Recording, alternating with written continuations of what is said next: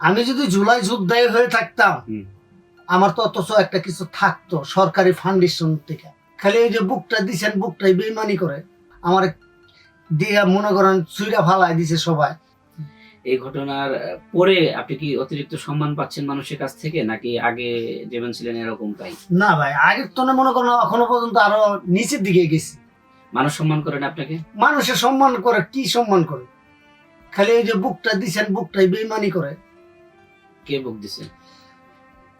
দিছে তারেক রহমান, দিছে নাহিদ। মানে এই ঘটনার পর আপনাকে তারেক রহমান, নাহিদ এরা ডেকেছেন? দেখেছে। হ্যাঁ। নাহিদ সবার আগে দেখেছে। হুম।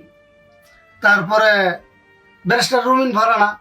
আচ্ছা, তারা ডেকে নিয়ে কি আপনাকে এই যে এই কথাটি জিজ্ঞেস করছে, এই কথাটি জিজ্ঞেস করার পরে বুকে নিলেন, বুকে নিয়ে এত দূর উঠাইলেন, উঠাই আবার ছুঁড়া ফালায় দেন। মানে কোনো আর্থিক সহযোগিতা পান? আর্থিক সহযোগিতা এক কাপ চা যে খামু এই টাকাটা পর্যন্ত মানে কোনো সহযোগিতা করে নাই? সহযোগিতা আমি কিচ্ছু পাইনি।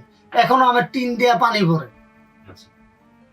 আমি যদি জুলাই যোদ্ধায় হয়ে থাকতাম আমার তো অথচ একটা কিছু থাকতো সরকারি ফাউন্ডেশন থেকে, হয়তো সরকারি দান জুলাই যোদ্ধার গেজেটে আপনার নাম নেই? না।